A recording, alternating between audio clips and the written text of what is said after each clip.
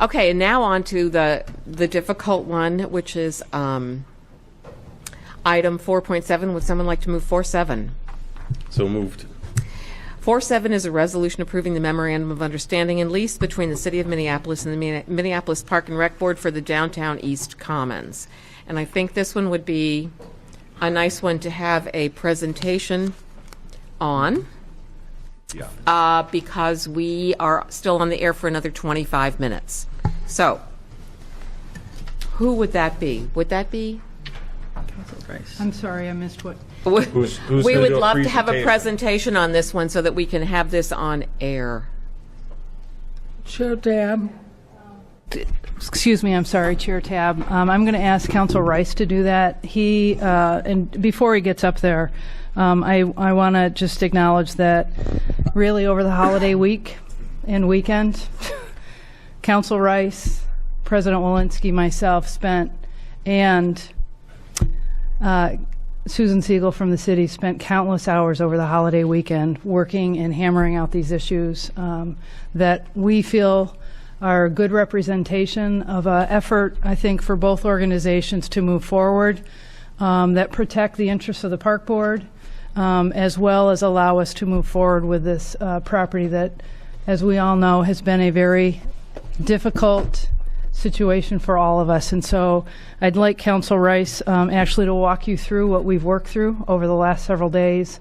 And then myself and President Walensky, and I know Spencer Cronk, the city coordinator, as well as Susan Siegel are also here to answer any questions that you may have of us. Thank you. Commissioner Tab, Yes. a point of clarification. I actually, for the first time in a long time, read one of these things. I spent hours and hours reading, word by word. And so I have 3 questions I need answered that are just definitions Okay. before you do your presentation that I don't know from Adam. The first one is contemporaneously. It's on page 66, item number 4. I don't know if you need to look it up. Can I have a definition of the word contemporaneously? Contemporaneously means at the same time or in the same period. It just looks weird. Page are you on? Page 66. 66 of our board. Which paragraph? Number 4. I think it refers to the sale and the lease happening. I think what we're talking about there, Happens at the same time. Madam Chair, Commissioner Young, is that what will happen as the city has agreed Yeah. to convey the 1 2/3 blocks, the downtown East Commons, to the park board, and contemporaneously at the same time the park board will lease that land back At the to them. same time. Okay. Yes. My next definition is compensatory event. And which What page are you is on? what is a compensatory event? Get paid. It's something What you people pay for? And where are you referring to that in the document? It's several places, and I just didn't know if that meant the Vikings, the soccer, a concert, a ball game. I didn't know. Compensatory, just okay. Okay. And then on page 100, the force majeure. Force majeure. Force majeure. Well, it sounds like French for act of God. Yeah. Or major Act of force. God. The literal translation is a major force, but it's also considered an act of God clause in a contract. Okay, I think all the rest of my questions can wait. Thank All you right. for those definitions. And thank you so much, Council Rice, for walking us through this in all of its glorious and gory detail. I think that people in TV land may also want to hear this along with the board. Thank you, Madam Chair. This matter comes before the board largely as a result, I would say, of litigation that happened about a year ago when Paul Ostro, some other individual citizens brought an action in Hennepin County District Court claiming that the city of Minneapolis did not have the authority to sell bonds for the acquisition of property then owned by the Star and Tribune to facilitate several things, primarily the construction of the Wells Fargo project downtown, a parking ramp that was related to that project, as well as the new stadium that's under construction.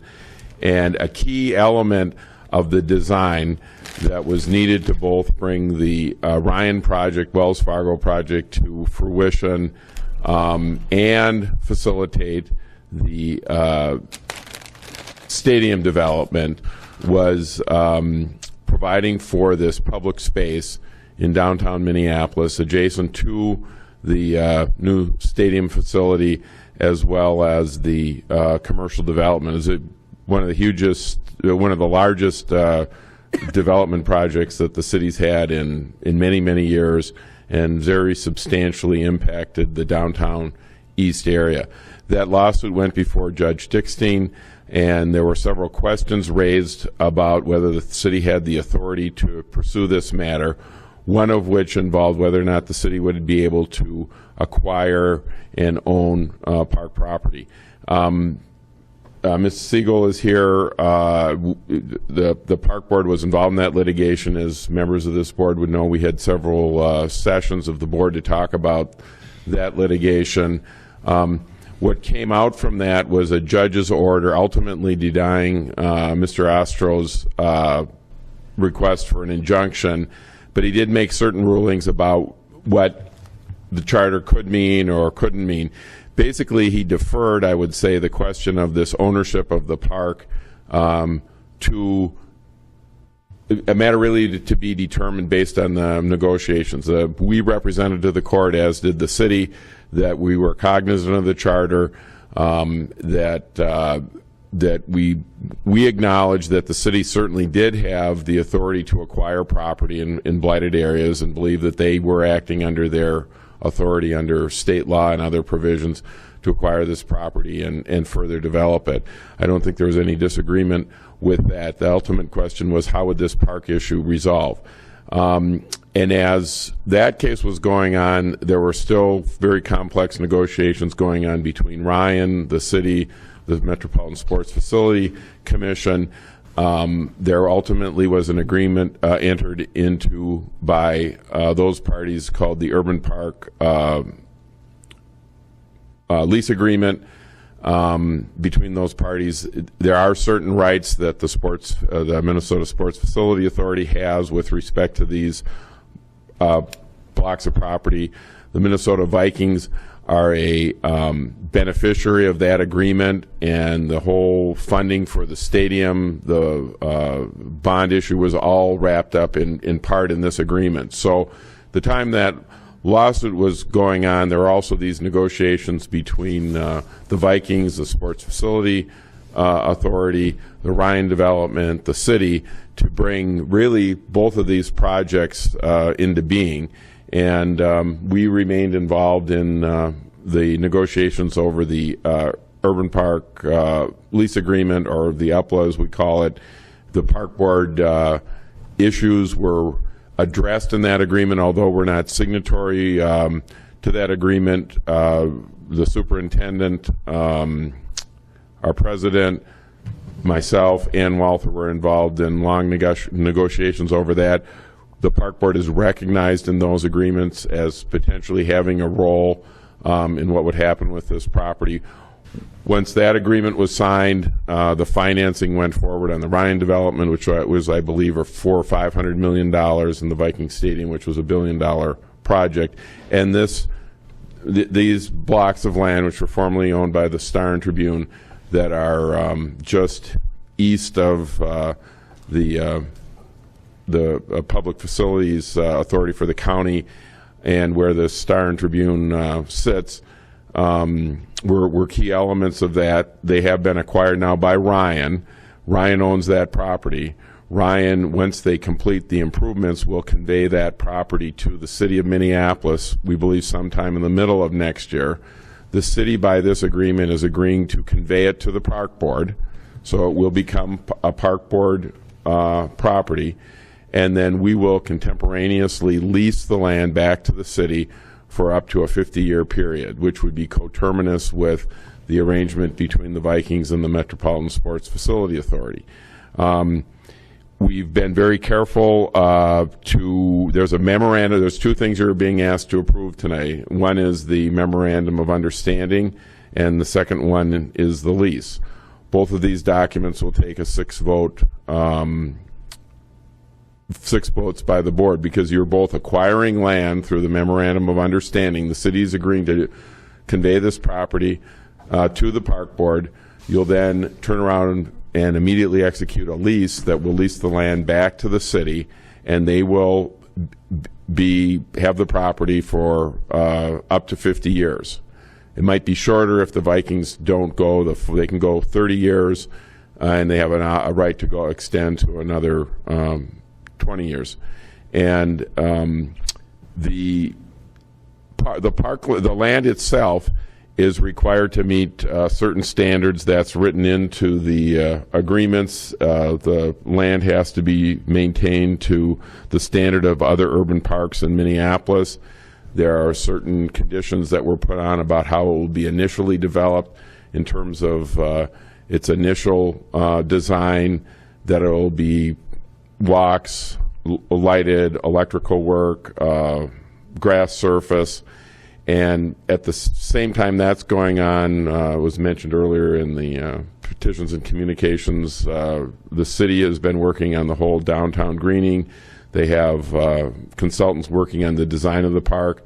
The city is hoping that there won't just be basic improvements in place when the city accepts the property in 2016, that they'll be able to have a template. President Walensky has described it as a Lego board, that it'll not only be able to take the basic improvements, but it'll be ready to do any other further enhancements. So there's a lot of design work going on. The city is anxious to get this agreement going, because they could, if they chose to, hire an operator run the park. It could be a 501c3 entity that has been formed already, and they're exploring that as a possibility.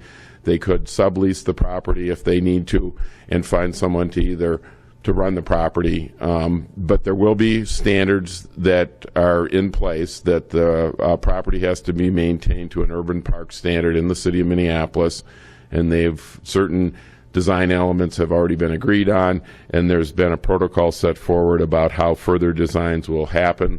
The city will be in charge of that design process. They'll have the final authority to approve the design.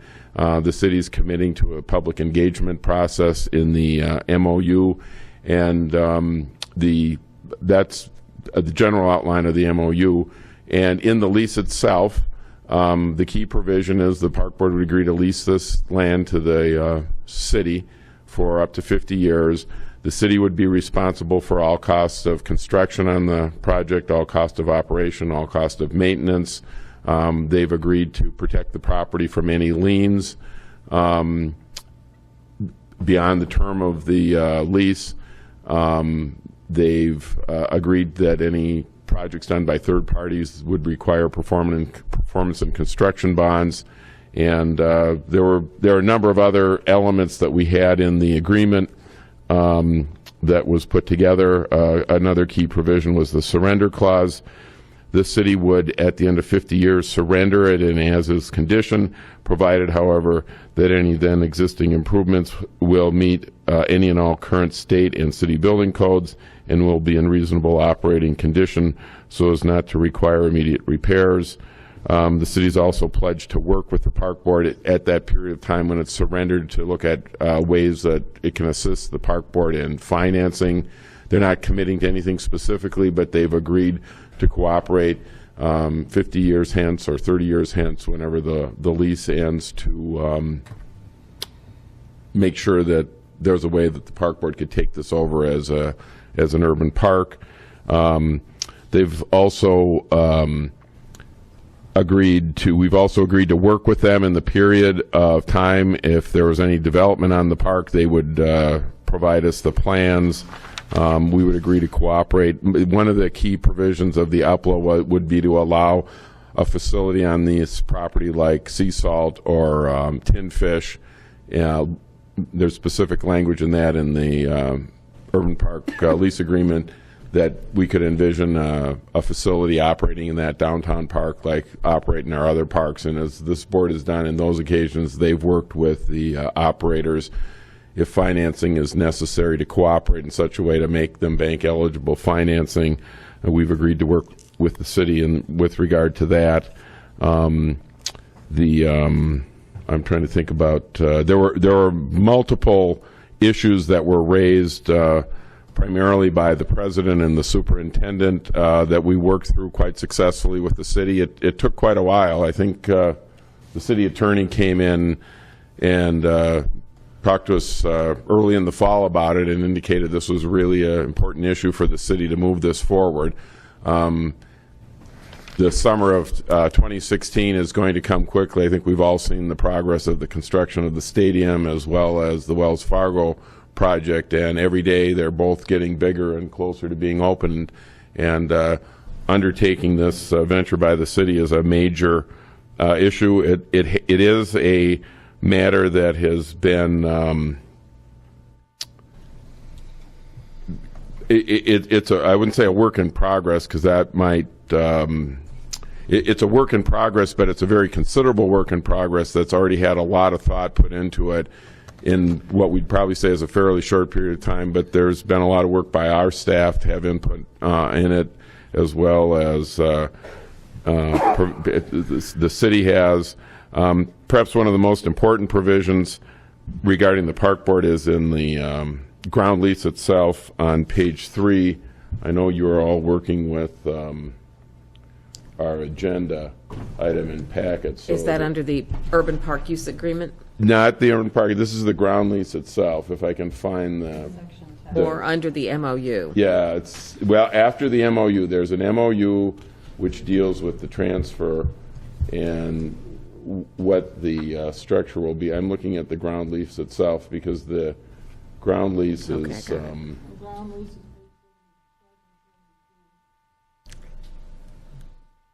73, maybe it's in a different order here then. I see it. Okay. Let me get that page. Exhibit C. It'll be easier. I could refer you to the paragraph, but the page will be easier since we're all on iPads or laptops. I think, at least from the board's perspective, we put a significant amount of time. I'm on page 75 of your agenda, page 3 of the ground lease. Paragraphs 4, dealing with taxes, costs, and other charges. Significantly, this is paragraph 5 of the ground lease. It's page 3 of the lease and page 75 in your agenda. The city is agreeing that these are the two paragraphs, or last two sentences. Lessee, which would be the city, sublessee or operator, shall be responsible for any costs of any kind associated with, and these are this is this page that's been handed out, with the construction, the operation and management of the premises for the term of the ground lease. Should lessor be assessed, charged with, or incur any costs, including liens of any kind during the term of the ground lease due to its ownership interest in the premises, lessee, sublessee, or operator will fully reimburse lessor for any such assessment, charges, liens, or costs. And I think that's very significant. Basically, the city is agreeing to be financially responsible for this property for the term of the lease. They also, on the same page in paragraph 6.1, have agreed to defend and indemnify the lessor, which is the park board, for any liability claims arising from acts or omission of lessee, sublessee, or lessee's operator, if any.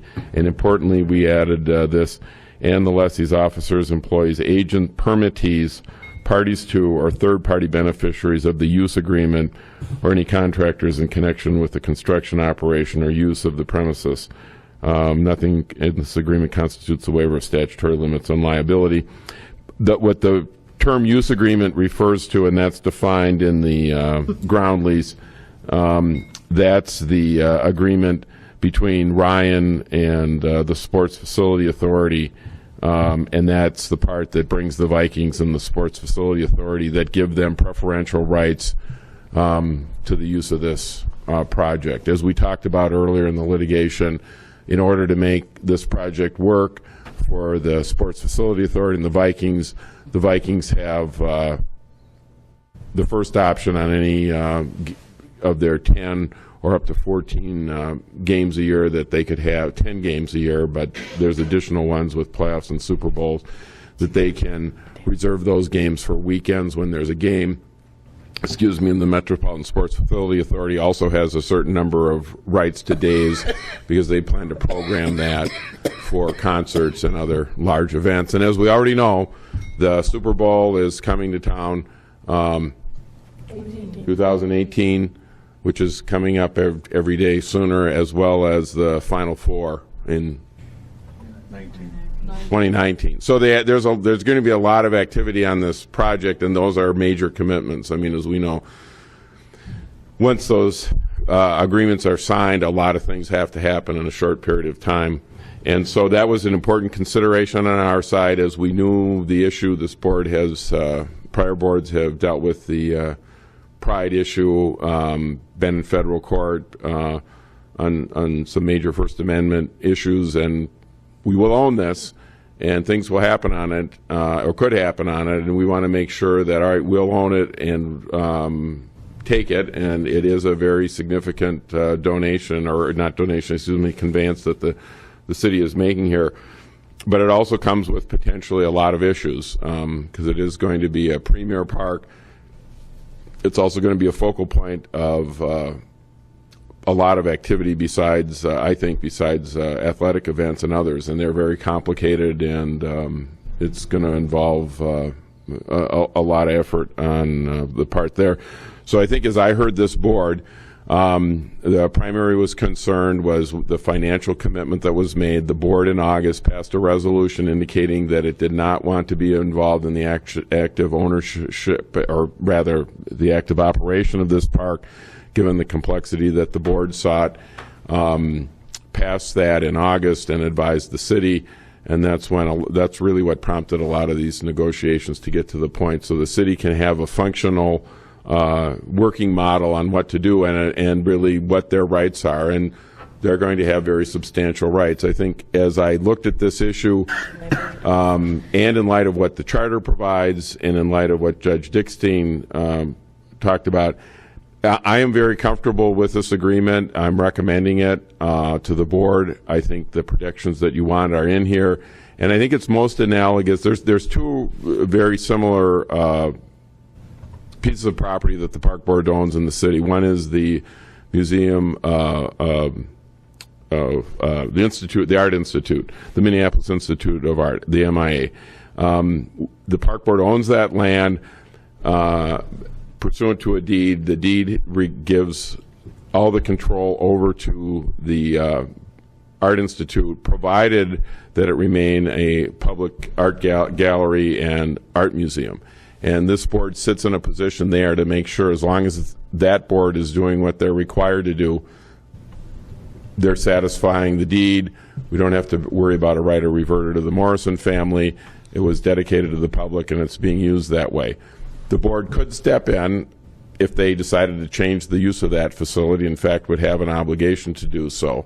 And I think the arrangement that's contemplated here is very similar to that. For 50 years, the city is going to need this land to fulfill some other commitments that were made to that stadium and the Ryan development, and important economic development part of the city. And it's also very close to the arrangement we have with Nicollet Island. And in that case, the city's Housing Redevelopment Authority acquired substantial amounts of land, almost all the land on Nicollet Island, but for one out parcel and the LaSalle property. And the park board has title to that, but as we all know, there are multiple uses on the island: residential, commercial, and other things. And that's just how the land came to the park board, and we can hold it, we own it, but again, it's subject to prior rights that are on the land, and there are prior rights that have been filed on this land already. So I think that we've worked very hard with the superintendent, the president, other staff members to address things that we thought the board would have concerns with. So don't know if I've adequately explained it. It's been out there. The superintendent has a memo on this that you've had. I'd be happy to answer any questions. And I think we'll have some. I want to start with Commissioner Olson. Thank you, Madam Chair.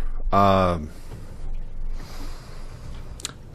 really hard to keep this in the context of the document before us. Don't be tacky. Okay, so the highlights of this document, and thank you so much for your hard work on this, as well as the president of the board, the superintendent, Ms. Segal, and others from the city who have worked very diligently to get this to us. The leasee will cover all expenses, and I see everything spelled out, and that's going to include security or police costs. Maintenance and operations would be covered Okay. by that. Security as well Yes. as considered under. Yes. Okay, just making sure, because that could be spendy. I really have issue with us not being at the table for the design of this space. And here's the reason why. So this is a 50-year lease. Now let's say 10 years from now, it's extremely unlikely, but could happen. The NFL is sued out of existence by some entity. So Or so many head injuries. something, yes. Let's just say they're gone. Yeah. So they They're gone. walk away from the stadium. Let's say the Minnesota or the Metropolitan Sports Authority is disbanding because they've lost their tenant and things are just falling apart. And they built this massive, expensive. Well, no, I'm not talking about the stadium, but this massive space with all these very expensive structures on it, and it's just very expensive to maintain. It doesn't really serve what we do as a park board, but now we're getting it back because the tenants are gone. Let's say the operator that they've hired has gone defunct, but now it's ours, and we've just gotten the gift that we really can't afford to take care of.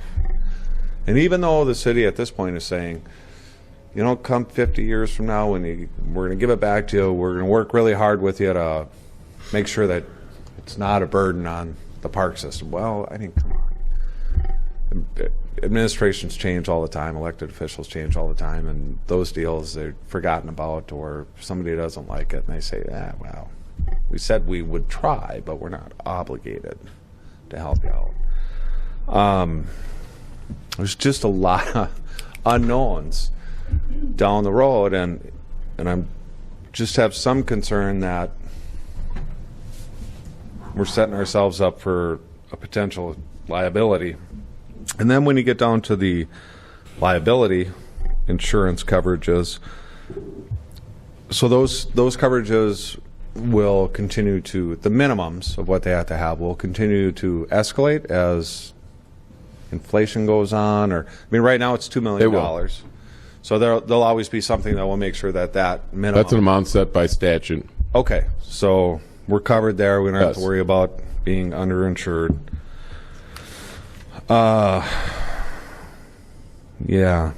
Okay. Commissioner Olson, maybe if I could answer a couple questions. Please. I don't profess to be expert in it, although I did read the Vikings agreement with the state. It is possible that the Vikings or the NFL could go out of existence sometime before 30 years. However, as I understand those agreements, the Vikings have, and the state has secured an ironclad agreement with the Vikings to pay off the bonds. And so that at least the facility and the cost of that, the construction, will be covered. And I also believe they have a 30-year agreement, a minimum 30-year agreement between the Sports Facility Authority and the Vikings to be in there operating a sports franchise. Could something happen? Sure. Haley's Comet could come by and knock it all down, or something could happen there. But I presume that the people that negotiated on behalf of the state with the Vikings and the Sports Facility Authority with the Vikings have obtained as many financial assurances as they can with that entity to pay and operate the facility for at least 30 years. In any regard, if that property ceased to be used for that for some reason, I call them the cathedrals of the 21st century, that could happen. There may be some other use that could be put to it, and the Sports Facility Authority will be around. You asked about the conditions that would happen. I mean, the city is agreeing to maintain it to an urban park standard in Minneapolis, Minnesota. That's a representation they're making. If the board felt it was not doing that, we would have the authority to go to court and ask for specific performance. We can't get damages, but if this board looked at the property and said, oh my goodness, the city has let this thing fall into great disrepair, we would have recourse to the courts, make the argument, look, court, make these people maintain the park in the way that they should. The city has also agreed to turn the park over in reasonable working condition at the end of the lease, and that they have to be maintained to then existing state and city building codes, which gives us some protection. And what I would say, I know this board has wrestled, there's this, either sibling parent or brother-sister relationship you have with the city and the city council, and everybody feels like maybe somebody's doing better than the other one is. But this is a written agreement, and we've had other arrangements with the city, some in writing, some not. But this is a lease. It's got many terms in it, and I think the city has been very good at coming forward and agreeing to very strong and appropriate commercial lease terms that you'd have with other people. So this isn't just them promising this. They're putting it in writing, the promise that they would cooperate down the road. But I think more importantly, what they've said about maintaining the park to urban park design standards, and what they've talked about in the terms of the condition of the improvements that would be put on the property. I think you also have to look at it. The city is very aware of these problems too. I mean, they're taking on a very big obligation to do this. They have enough money to build a basic park. They're seeking funds to turn it into a much more enhanced park and even a world-class park. I mean, it is going to be the site of a Super Bowl and a Final Four, and that's going to bring a lot of attention. And I think they want to make this the best park they possibly can. And that's why they need this agreement, and they need it this month. They have to go out and put an entity in place, quite possibly a nonprofit, to help raise money for it, possibly operate it, do a number of other things. And I think the city, from what I've seen in working with City Attorney Siegel, and what I understand of the city has got many of the same concerns you would have as this board about how are we going to pay for this, what can we put on it. I don't think they want to overbuild it because they're also going to require maintenance costs and things like that. I know trust is always kind of easy to say, just trust us, but I think that the city understands this is going to be a premier facility on showcase, not only with the Sports Facility Commission, but Wells Fargo, one of the biggest employer, probably the biggest employer in the city of Minneapolis. They're no longer headquartered here, but they have more jobs here than they do in San Francisco.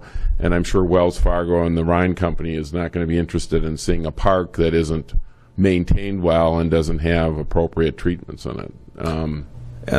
And again, just to follow up, I'm not worried about whether or not the Vikings can pay for the stadium that they're going to play in. My concern was that we're going to build this outdoor play palace for the Vikings, and we're going to overbuild it, and something may happen, and they go away, and then we're stuck with something that just doesn't serve anybody's purpose, except it's a big, giant sucking sound. And so. I want to just sort of take a minute and let President Walensky say something if she wants to, because I know that the agreement is. Oh no, but I mean, she's thought through a lot of these things, and so in terms of the design, she may want to have something to say. Okay, on the design, I did want to say a couple of things. One, we are going to be involved on the technical advisory committee, so we're going to have folks like Justin and Ralph and Shane there telling them, well, you can do that, but this is how much it's going to cost you to run, because the city really hasn't run some of these kind of park facilities and are going to want to know that. Also, Commissioner Tabb and I went to the park committee that was put together to design the concepts of how they wanted this park. And you could tell in those final meetings when they were coming up with their concepts that it's not going to be able to be as outlandish as some people think it's going to be, because Wells Fargo will have nothing to do with that. Right. They have been perfectly clear that they're going to have people living in those buildings and working in those buildings, and it's not going to be able to be Viva Las Vegas 24 hours a day, nights going on all the time, because their tenants will not tolerate that. In fact, I have laughingly referred to this as the miracle park, because it's going to take a miracle to satisfy all the needs that these people want. They want it quiet and green and active and busy, and it's, we've got both ends here, but they're going to make them all happen. So I think we don't need to worry too much that it's going to be too extravagant, as people say. I think they might bring in some temporary extravagant stuff. I can see Christos coming to town and wrapping the whole stadium in pink ribbon or whatever it is he does, but I don't see this having too many big permanent structures, because the Vikings are going to want to be able to haul out their stuff every game, and they don't want all this junk in the way of their kiosks where they're going to make all this money. You're not going to have the MSFA wanting stuff that's going to prohibit them from having their concerts or whatever that's going to make them money. So you're going to have, like I said, and the landscape architects were unhappy that I said this, but basically you're going to have a Lego board that you can come and put your little pieces out on when you need to. And so it can't be too fancy of a Lego board, because the pieces won't fit. So I don't think we need to worry in that respect, and I think we do have some work on that. And getting and when the city did the committee, they said there wouldn't be any more community engagement, and now the city has agreed to do some more community engagement. So I think that's a big step here. I have tried to think of every possible thing other than acts of God I think that could go in here. And I've looked at all the things where the park board has gotten, in trouble. The 201 building, no liens. We're not going to have that lien problem. There's going to be construction bonds. I looked at other issues that we've had, like with Pride, where the city of Minneapolis police kicked people out of the park, a public park, and then we got sued. So if the Vikings kick somebody out of the park and the ACLU comes and sues, the city has to deal with it this time. So the city's going to be very clear. Again, remember though, if they rent out the whole park, they put a huge tent over the whole thing for the Super Bowl, and you have to have a ticket to get in, they can do that. That's allowed under even our park permits. It's when you have open to the public, but then you start kicking out people without a real reason that you get into these troubles. So I think we've looked at some of these. Some of the things that have been the big problems in the past, we've looked at and written in here so that that can't happen to the park board. It could happen to the city, so guys, be paying attention. I know that this is a big concern. One of the things that I really want to state is that this is going to be public green space that is more public sometime in the future. We are going to have all these residents around it. Back in the day when the park board started and we put in our parks everywhere, nobody lived downtown except people that didn't have homes. And then they lived on grassy spaces in town. This now is going to be having tons and tons of residents around it. And these tons and tons of residents are going to dial up and talk to Jacob Fry whenever anything goes wrong, and not Liz Walensky or Anita Tabb, because the city will be operating this. But these can't get too out of hand, I don't think, because of the way that the development is around it. And someday, when the 50-year agreement is up and you've got this beautiful park and maybe there aren't any sports to do, then you get a beautiful park with another piece of property on the east end where you can have more development for more people. Thank you, President Walensky, and I'm sure we will hear again from you before this is over. Commissioner Musich. Mic's not on. Okay, thank you. Thanks, Chair Tab. I have just a couple of questions about this. In reading through this, it sounds like the earliest that the park board will be forced to operate this park, utilizing our resources, will be 30 years from now. Is that Correct. correct? And at the furthest out date, it would be 50 years from now, at which Correct. the park board will need to operate that. Okay. You will probably be the only one around for that. That's what I was thinking. So at the furthest out, I'll be 86. And maybe still alive. Some of my relatives have lived that long, but I just hope we're all considering that we are making decisions that will impact several generations of park board commissioners after us. Okay, so thanks for the clarification. The next question I had is about the community engagement component of the development of this park. We have a very robust community engagement policy that we follow when we're doing design projects of this magnitude. Does the city have a similar community engagement policy that will be utilized as part of this planning process? Madam Chair, Commissioner Musich, I'm not entirely familiar with their process. I know that the city does have city code of ordinances, and it depends what the design looks like and how it would be operated. This may have to go through the planning commission.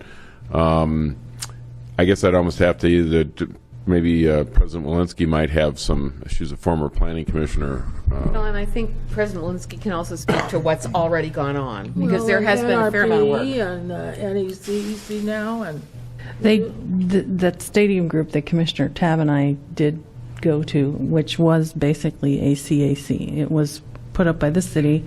It was involved with designing the park. They came out with, we would call it a master plan or values, but they came out with a 3-page list of things that the designers had to take into account when they went forward. So they've done this piece of community engagement to have what the designers will be working for, which is kind of what our CACs do. It says, this is the values we have, this is what we want to see, and they do that.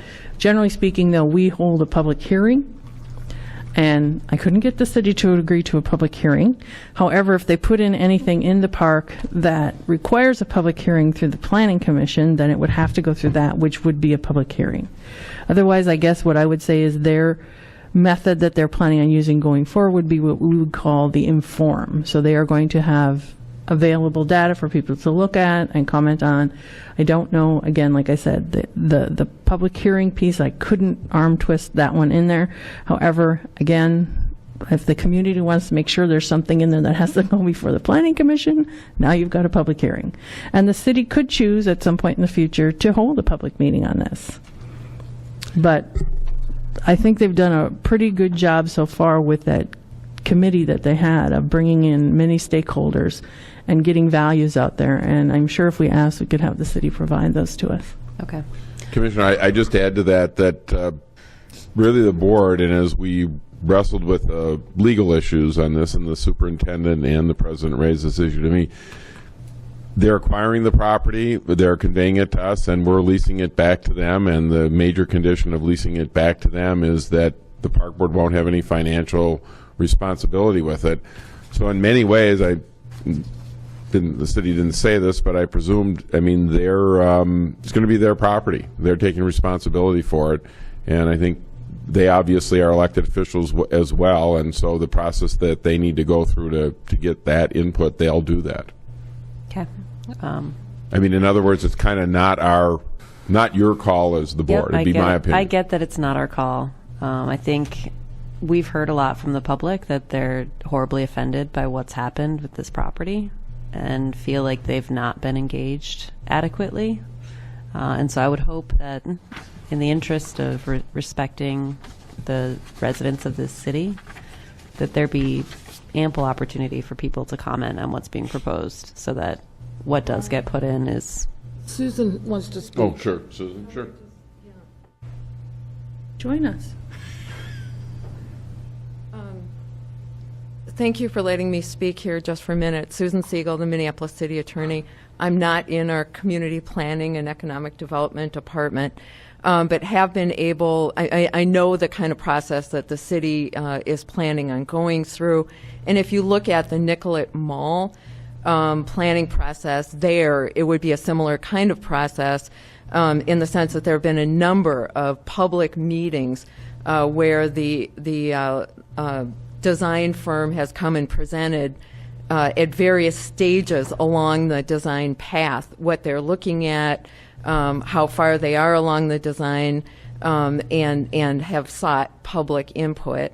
And I know that there will be a number of public meetings planned with the designers that will be posted on the city's website with press announcements, et cetera, in various areas within the city to allow for public input. And I can also tell you that the city's vision for the Commons is that it be a public space. The city has absolutely no interest at all whatsoever in having this become a playground for the Vikings. That's not why the city is planning it. That's not why the city's involved in it at all. As you know, the city is doing this. It was a condition, as Mr.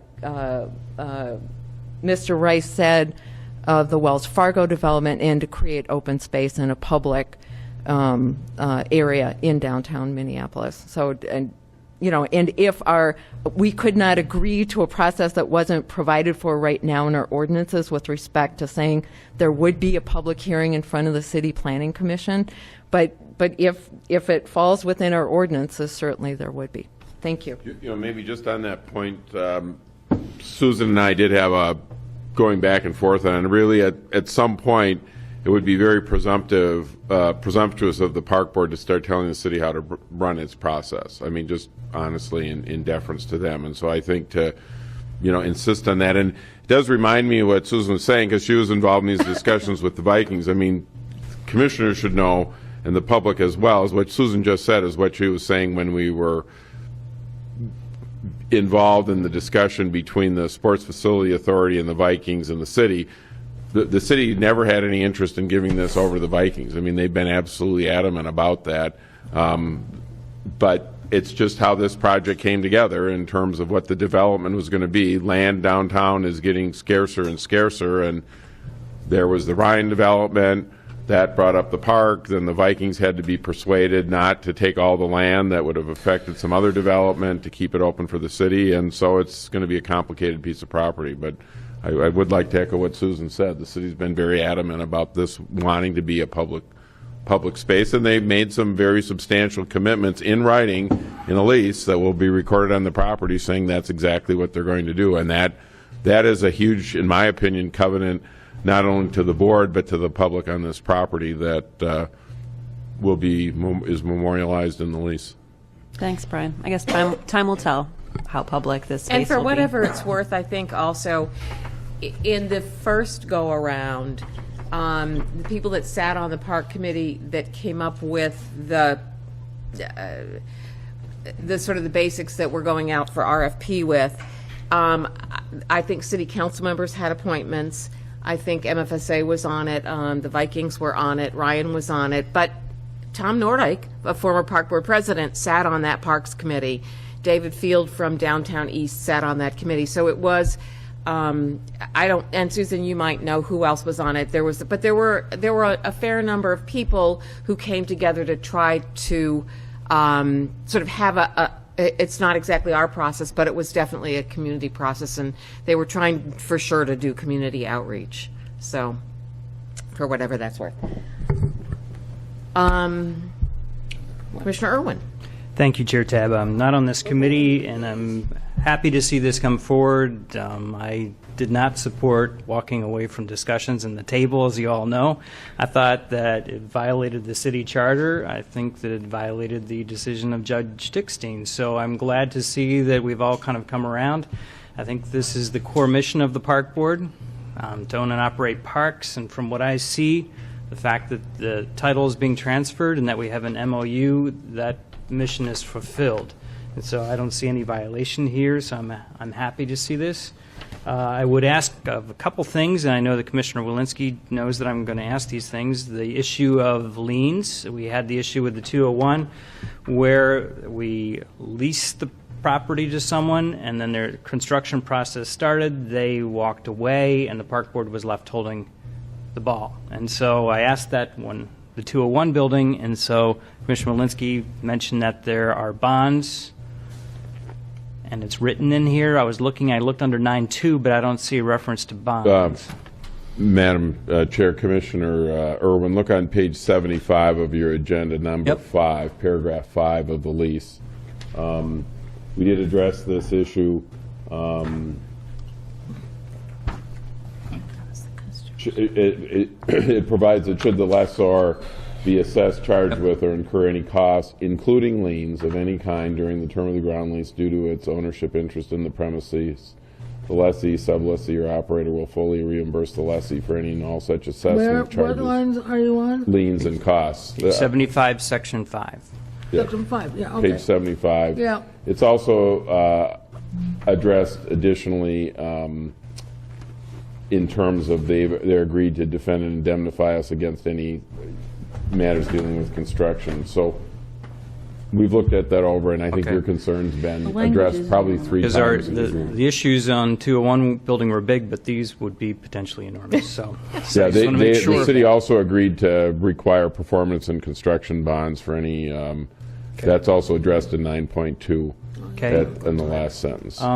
The other issue I had was the community input process, and I do believe that they should have a public hearing, because I think everyone should have an opportunity to say what they think about this park and what they think should be in the park. Again, we can't tell the city what to do as far as the process, but I think that more community input is better than less. So if they should allow someone other than people who are appointed to committees to come and give input, I think that would be a good thing. The last thing is buildings. Do we have, I couldn't find in here, do we have the right to have any input in the building design? Because the reality is that we may get this building, whatever it is, and do we have any say in what a building may look like or how it's constructed? Madam Chair, Commissioner Irwin, the answer to that is both no and yes. The design approval is with the city, but the city has to keep us advised of any sublet leases that they would enter into or notify us if there's other agreements, and provide those agreements to the board. And there is an issue, if there is building permanent structures built on that and financing is required, then the park board would have to agree, with that project, and there's also a commitment to cooperate to help the financing. But if there was a major improvement, as I read the lease, that would have to come forward for the board on some level of review or agreement. Is the city open to someone from the park board participating in a building design? I think that Selection they of addressed process. that already in terms of design elements and enhancements and things like that. I mean, I think that they've done that. The city was very, they were kind of long and intense negotiations, but the city wasn't resisting any of the, major issues that we were putting forward, the lien issue, some of the design things. You have to recognize that it's a different entity, and even as our citizen engagement process has evolved, the city has their own way of dealing with things. I So- appreciate that, but we're letting them design the buildings, we're letting them design a park, we're the #1 park system in the country. It would seem as though we would be kind of... The fact of the matter is that the consultants will be process. designing all of it, Just like they do here. just like they do here. And the biggest fact is they're paying for it. The city's paying for it. They're agreeing to take on the obligation of this. Are they open to project. the board? I mean, I agree with Commissioner Olson. I think we should be involved in the park.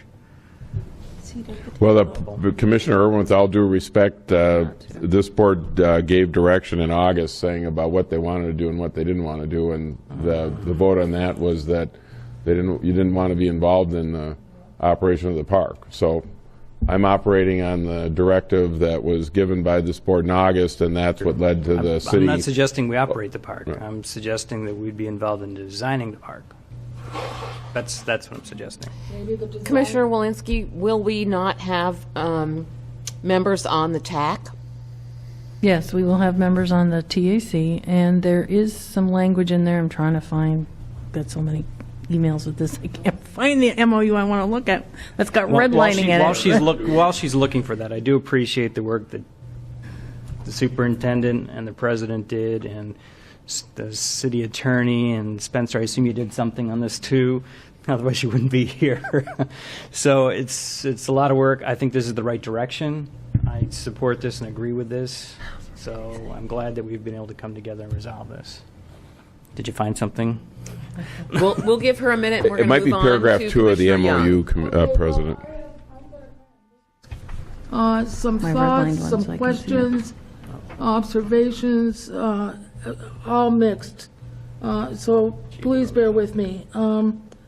Just on the buildings thing and design, I would have hoped that, and maybe this will happen, is that the architectural, whoever is chosen as the architectural designers will ask to have some park board people on it. They have that choice too. And I would hope that the city would, in its RFP, put in some words about greening and designing, whatever it's going to be, having green designs. The RFP's out there. We You can have look to at it. remember that the Lincoln Stadium in Philadelphia is a home of the Eagles, who are going to be the champs this year. It is totally green, off the grid, and so if we can at least get our little art buildings that are going to be, kind of around the park to be green, I think that would be something that would be part of a 30 to 50 year picture that would be the city would be proud of. When people talk about what if the Vikings leave, I do want to remind us of the Los Angeles Rams going to St. Louis.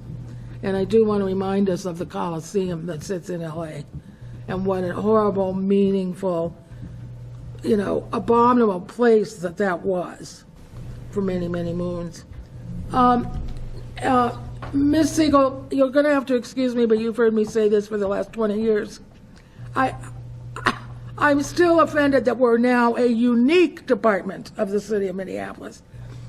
So I just get so upset when you use the word department for us, and you know that. But I really had to actually laugh when I saw you came up with this new word, unique. So just, whatever. A lot of references made in the documents about Gold Medal Park. And, we kind of never knew about all that. We never really had much to do about all that. It isn't really us. Last summer, I had relatives here. I parked next to it, and the superintendent said, "Why did you park next to a park that's not ours?"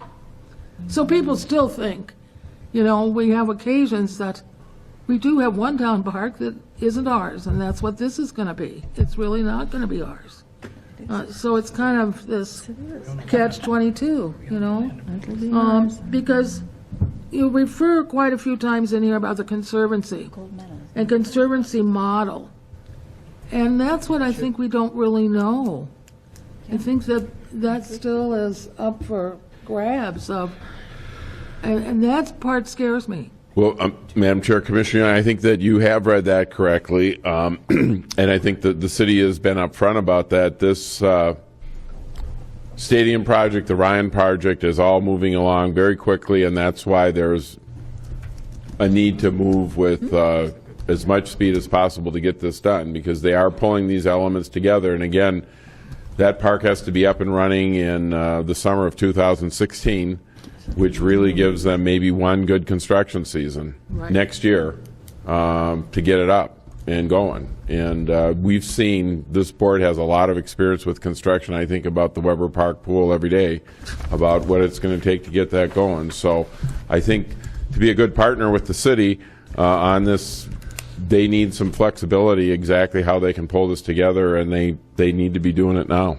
They have been doing it now, but and some elements haven't been formalized, but they will need to be formalized very, very soon. And that's why this agreement is allowing them, at least in that part, to have that flexibility. Okay, I have just a couple more statements. Please just bear with me. On page 74, in section 2.3, you use the term I found what I was looking quiet and undisturbed possession, or the covenant of quiet possession. Can you explain to me what that means? That's typical, Madam Chair, Commissioner Young, that's typical in leases. Basically, it's that it's their property and they get to use it. It's like a tenant in a building. We're the lessor and we own the property, but it's basically going to be their property to use as they see fit, absent some egregious violation of the lease. Okay. I find it very interesting that almost the entire document hardly ever refers to the soccer until we get to page 93, which I saw as the first reference about soccer and the MLS Cup. But what was most interesting that caught my eye was in section 5 of that, 6 of that, where it talks about the dates for soccer, April 1st to July 31st. And then I think about Vikings and spring training starts in April. Super Bowl's the first week of February. Spring trainings. What, June?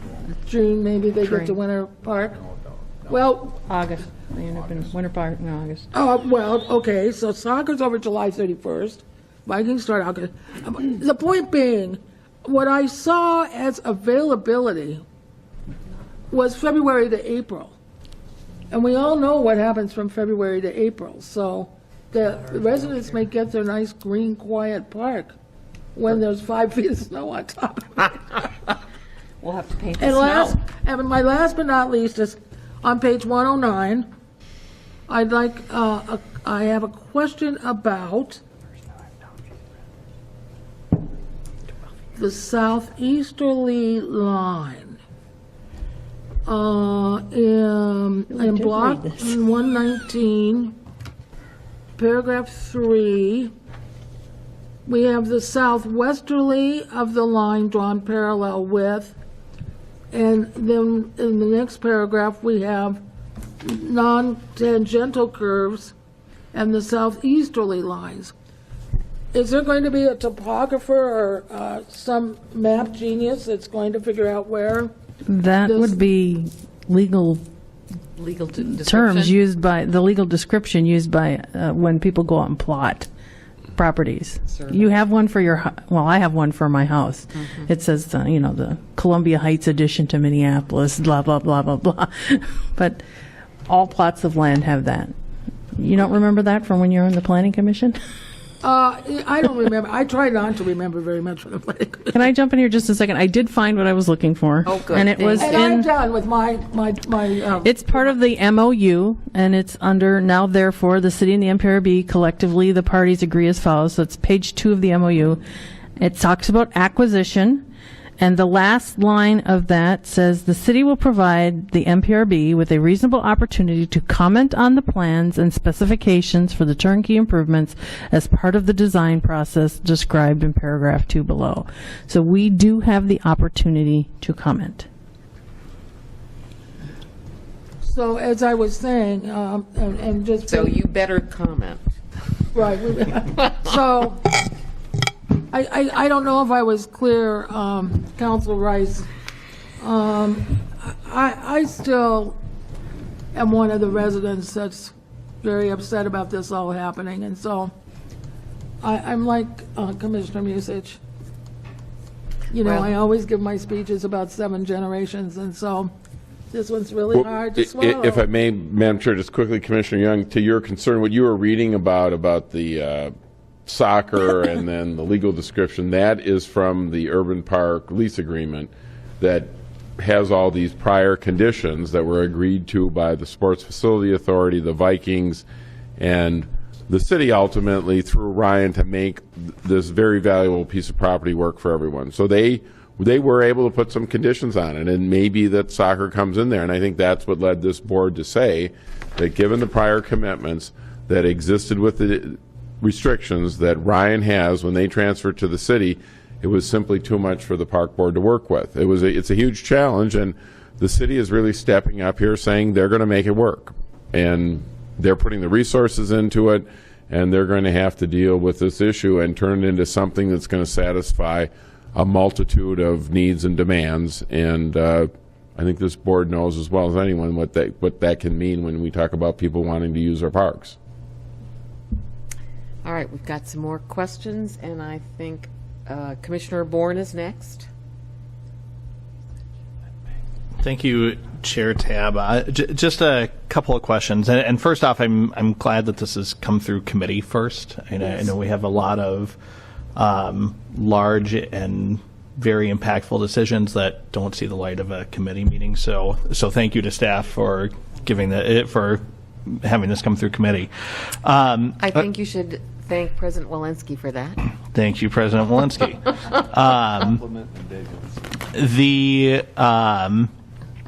One of the questions I have in the memorandum of understanding under the funding subheading is it says that it's understood that the enhancements, if any, will be contingent upon funding, and that the city, not the MPRB, will be responsible for developing a funding plan. It's further understood that a funding plan might include a variety of funding options, including but not limited to private fundraising, donations, grants, park dedication fees, and then it continues on. The park dedication fee is a Minneapolis Park Board funding mechanism. So if this memorandum if I understand it correctly, so if this memorandum of understanding says that the MPRB will not be responsible for it, can we explain why park dedication? Sure, that's a very good question, and perhaps I should have brought that up on the front end. What's important to remember about the park dedication fee is it's an ordinance that's been passed both by the city and by the park board, and it specifies things that can be used for. And there are items in the park dedication fee that could be used on city property. Trails, wetlands, a number of other things, park pieces. And in order to use park dedication fees, let's say the park board had, and we say we want to use it, the park board wants to use it, well, we still need to get the city's agreement in a budget to agree how, let's say it's spent on our land, the city's going to have to agree with the park board on how to spend it, just like if the city wanted to come in, and I looked at the ordinance very carefully, this land would be eligible, in my opinion, for park dedication fees. Perhaps the park board, as part of the comments, or the city said, we have this pot of money, we need to use it. And this land will be a prime target, at least. Remember the park dedication fee, it is a fee, it's not a tax. The fee means you have to get a direct benefit for the person, you're the property owner, you paid the fee, you got to show a direct benefit to your property for the use of that fee. So if there's development within a block or 2 blocks, perhaps even wider area where they've put the money in, it is a 6th block potentially, but certainly within that immediate nexus, the owners who paid that fee are going to be entitled to see something for it. So there are a lot of constraints on that both ways. Madam Chair, if I might. Please do. First of all, right now that fund has $187,000 and it's not going to go very far. And number 2, in order to have $20 million, which the enhanced park may cost, you would have to build another 13,333 units within a 6-block radius of this park before 2020. So, And how many will be in the Ryan development?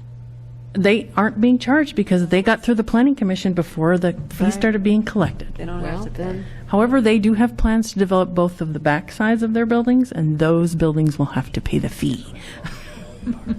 So I think to answer your, it's a very good point, Commissioner Bourne. Yeah, this property is eligible for park dedication fees in accordance with the ordinance, and I talked this issue through with city attorney, and we both looked at the ordinance, and if it comes forward and there's a proposal to use it there, both the park board and the city will have to consider it and, you know, jointly approve it, just like the city would have to approve if we want to do something at, you know, Hiawatha Golf Course or Hiawatha on the project you saw earlier. If there was some development around there and the park board wanted to make some improvements in that park, we'd have to get concurrence with the city on the expenditure there. Thank you for the clarification. I guess my concern still stands because, I mean, I think we could pretty safely say that for the next 50 years, if this is included in the Memorandum of Understanding, that the park dedication fees from the developments within 6 blocks of the Downtown East Park for the next 50 years will very likely go to this project. So I think we have to ask ourselves if that's something that we're okay with all of our other plans on building downtown parks. The other question I have about our August 6th resolution, where the board basically said the city can go figure it out. There's some concerns, as Commissioner Irwin was pointing out, that resolution might be in violation of the city charter, and that the park board is the only entity that can operate a public park. So I guess my question is what would happen right now if the park board just didn't act and didn't take this up? Is that August 6th resolution? Would that let the city move on without us? Or I guess I'm looking for a little bit more explanation as to the legal opinion if the city cannot move on without us, regardless of that resolution because of the city charter. Good question, Madam Chair. Commissioner Bourne, I've looked at this issue. It had some discussion with the city attorney's office, but mostly internal, not only with me, but Ms. Walther and Ms. Peterson. And we're both very confident. We've crafted this agreement knowing that, besides knowing that President Walensky, if I didn't get all the words right, would be less than pleased with me, and I don't want to incur her wrath any more than I need to. But also that this would be subject to review by Judge Dickstein or court. And so it's certainly throughout these crafting these documents and working with it, the charter was always in front of us to look at what we could do and couldn't do, and also Judge Dickstein's opinion. And the park board, by legally getting title to the property, we can do that. It's parkland. Mm-hmm. We also have the authority to lease land, and that's what you're doing at the same time. And in the judgment of the board, and at least in my judgment as your attorney, I would recommend that this lease fulfills a number of other requirements that you have. And looking at it, it serves a public purpose. The city is representing it's going to be used for the public. They're going to operate it. I think it's appropriate to take this action, and I feel very confident that if we were called back in front of Judge Dickstein or another legal proceeding, that we could defend this and defend this well in light of other transactions we've had, in light of what the charter provides. And so I'm very comfortable that, and I have to compliment the city. It was their proposal about how to structure this. I think they thought this through quite carefully as well. And this is almost exactly what Mrs. Siegel and I talked about in front of Judge Dickstein. We said we don't think this case is ripe, that we've had a history of working together, and I think we've come up with a product that I think would satisfy the standard that he established in that decision, and that what we're dealing with, that we have in the charter, both for the park board and the city. Thank you, Council. My question is actually on the other end of that spectrum. If the park board does not act and does not execute this land exchange and does not execute a memorandum of understanding, can the city operate this as a public park without us? Madam Chair, Commissioner Bourne, the city might be able to make that argument, and I think you should ask yourself what happens if they succeeded in that argument. Then they could say they have no bounds on what they can do with parkland in the city. But the only legal opinion so far is the judge's side comment in the last ruling that under the charter we're the only entity that can operate a public park. That's correct, and that case has been dismissed. The opinion, I think, still has precedent or value, and I don't think the city in any way is trying to get around that decision or what it means, or I don't think the city, by entering these negotiations with us, I think they've been mindful of what they think the proper role of the park board has been, and they've respected that, and I think we've respected the role that the city has and what they're trying to accomplish. And we could all operate in a theoretical world, but again, this project is, the biggest construction project the city's had in probably 30 or 40 years, just with Ryan alone. And when you see the stadium, it's $1 billion improvement that the entire city has a lot involved in. I would just think based on that, and I don't know if Commissioner Young is still there. Just based on some of the concerns that other commissioners have, like whether it is the stadium glass or whether it is the input that the park board gets, it sounds like we still have the opportunity to wield an incredible amount of leverage before this is passed. So if there's something that we're not looking for, it seems like we have an opportunity to get some of those things in. Thank you. Commissioner Forney. I think you were, whatever. Oh, I'm sorry. Liz, did you want to weigh in? President Walensky, did you want to weigh in? Sorry. I'm going to mention the PDF. I took a little map of downtown and put my little thing in there and went around 6 blocks, and actually it crosses the river into my district.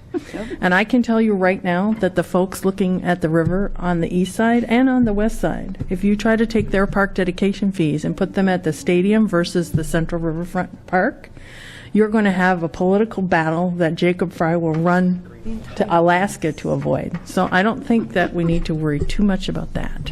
Yeah, and you have some heavy hitters in those locations, so.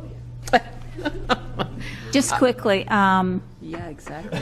I have total faith in this MOU. I really do. And I think it is based upon the long-standing relationship that we've had with the Minneapolis Institute of Arts. I think it's doable. And I thank you, Councilor Rice, for indicating that you are moving forward from our resolution from August 6th. The difference, though, I believe, is the fact that now we are on the line as an owner.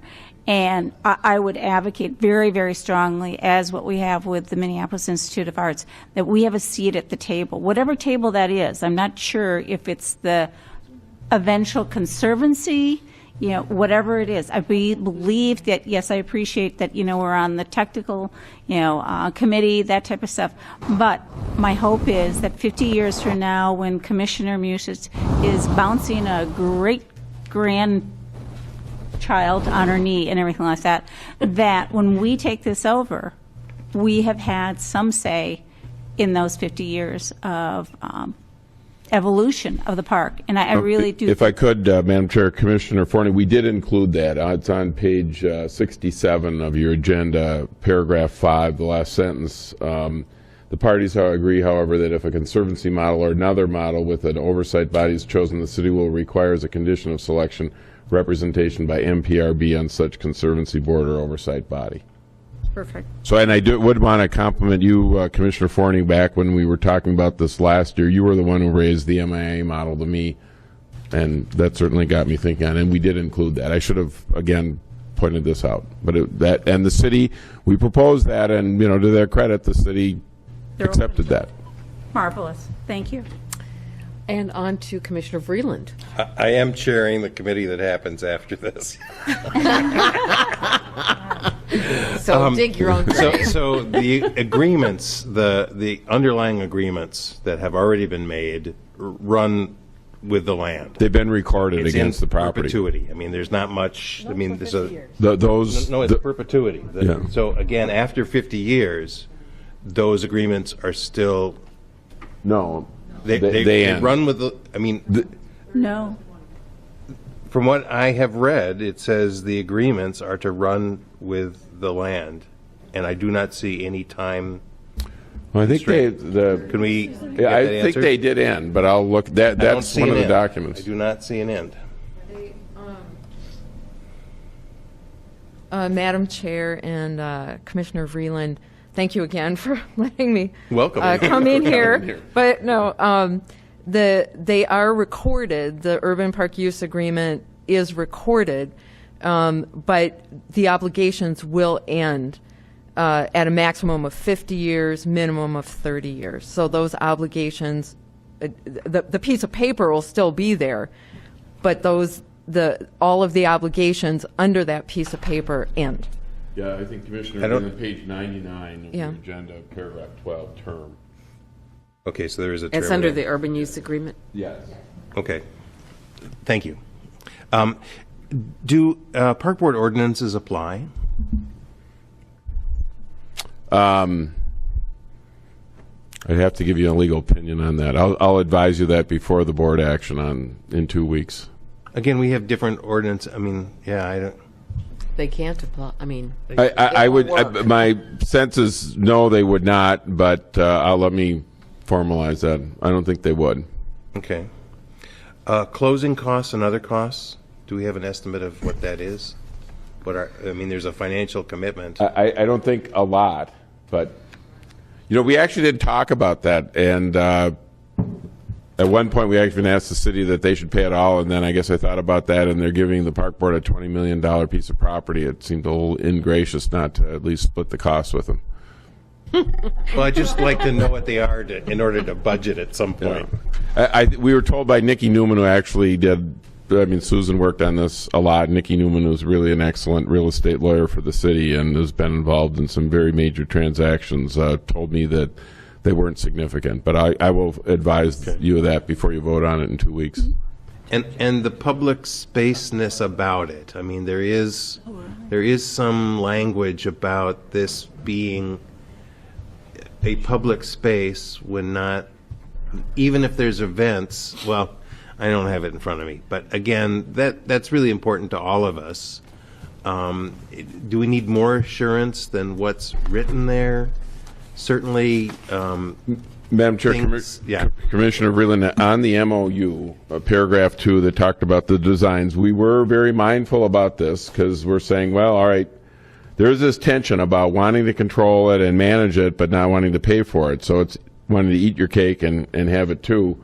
And we did include in the MOU standards on design that were from the Urban Park lease agreement that provide that the design has to provide flexible programming of space with an open core, locating any permanent structures on the perimeter. The design may, but it's not required to include a playing field. And there was a third element there.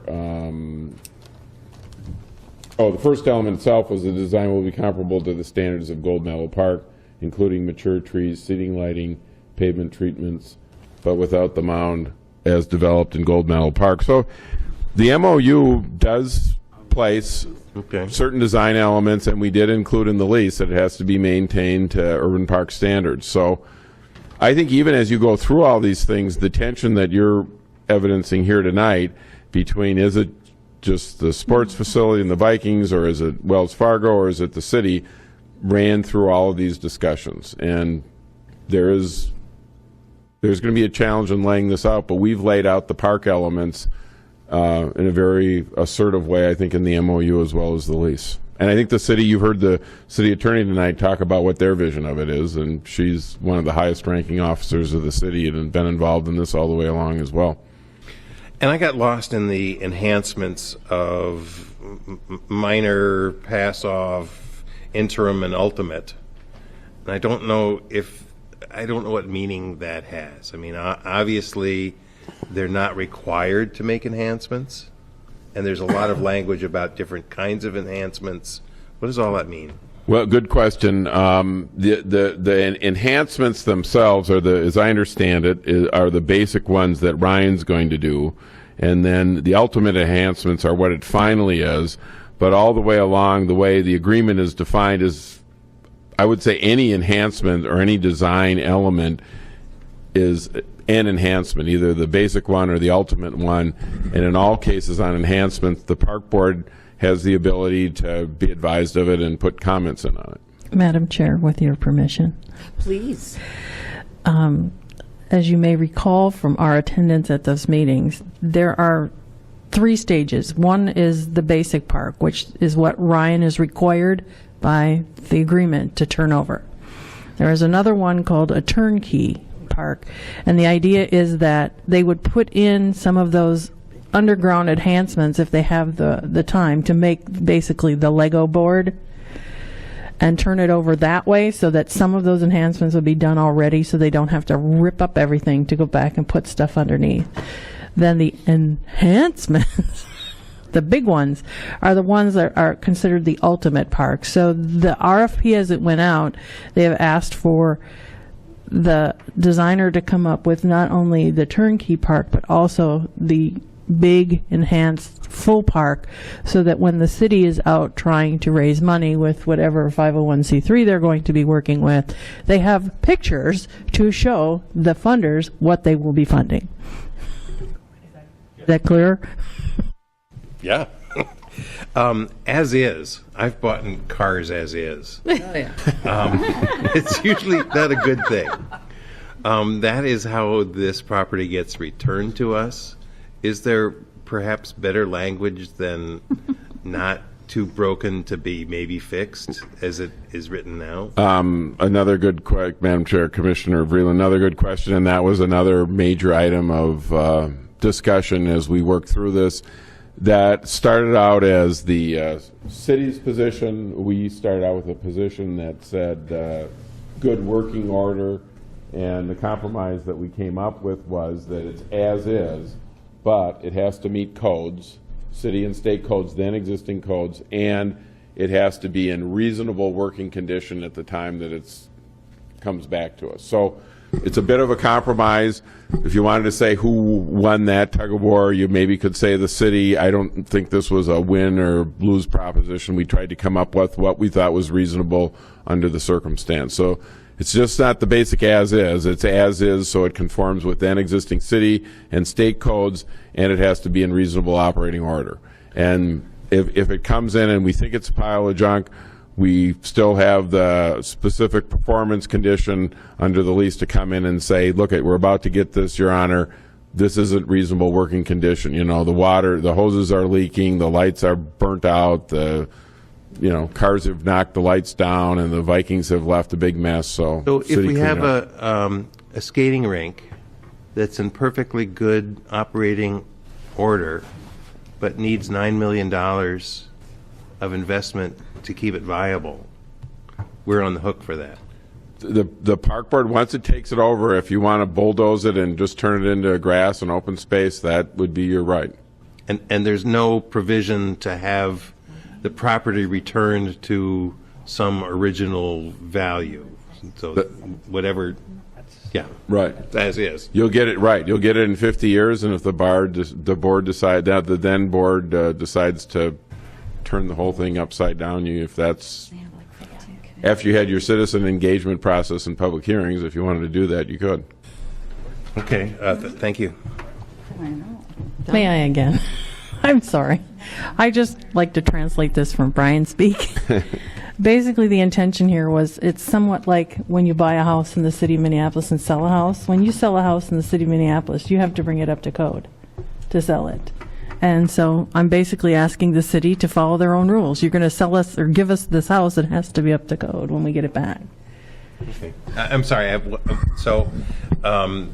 Stormwater fees, the Mississippi Watershed Management Organization, all this stuff, which jurisdiction has, is this going to be something where the city's going to be asking the Mississippi Watershed Management Organization to fund massive water infrastructure?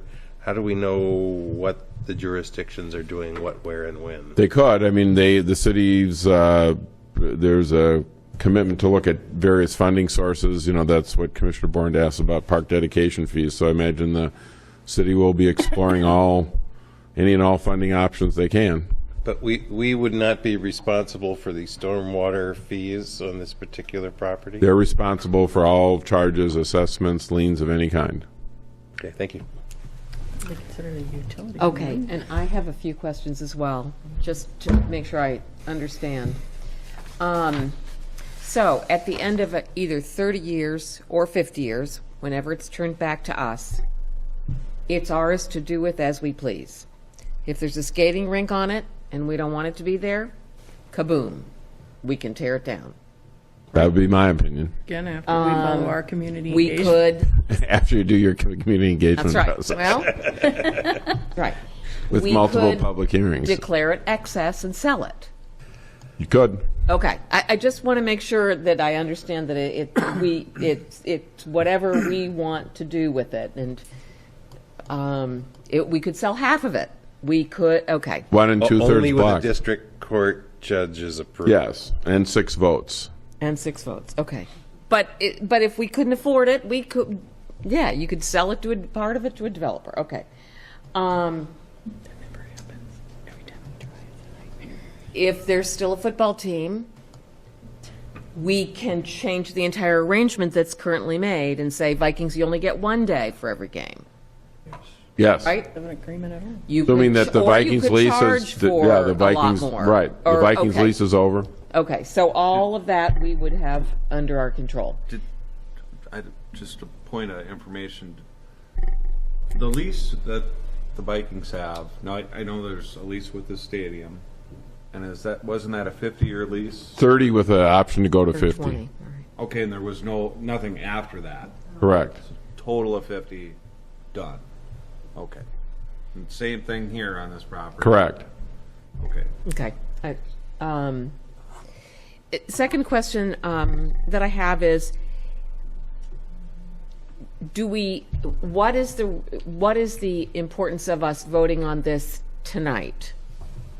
Talk to me about Madam Chair, timing here. I think that the negotiations have been going on for a while.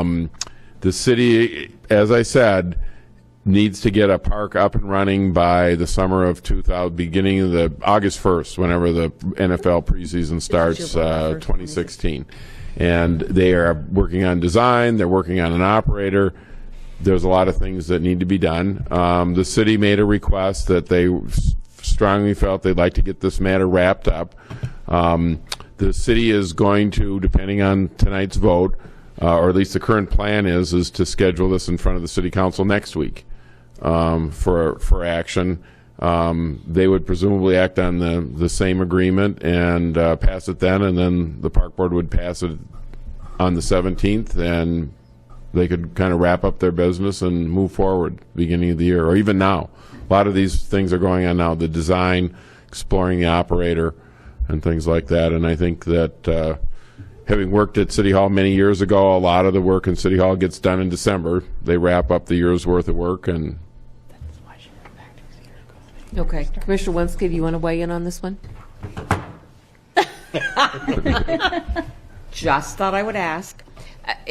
And the reason I'm asking is I think we got it, was it on Monday? And it's, so, I think people are just beginning to be aware of it. And I just want to make sure that I get to hear from people about it. And I know moving it forward does not obligate me to vote for it next time, in 2 weeks or whatever. So I just wanted to know what the timing issues were. And that's it. What other questions do we have, guys? the only thing I would add, I did talk to the city attorney, Mrs. Siegel, on page 3 of the lease, which is in there. She did agree to add the word construction, comma, in paragraph 5, so that it would make it clear that the lessee, sub-lessee or operator shall be responsible for any costs of any kind associated with the construction, comma, operation and management of the premises. And she agreed to that, and that was an issue that came up as, we circulated to the public and got some feedback. And that was always our intent. And it's additional language to make sure that the board would not be responsible for anything that happened with any construction. So that word would be reflected on the document that gets forward. And again, maybe as the city looks at it and other eyes see it, we'll certainly work with them to make any other accommodations based on the agreement that we reached over the weekend or on Monday. Okay. I feel a little bit like I'm jumping into the deep end of the pool here, but okay. What other questions? Nothing? All right. And on that note, all those in favor? Roll call. Roll call of 2014-371.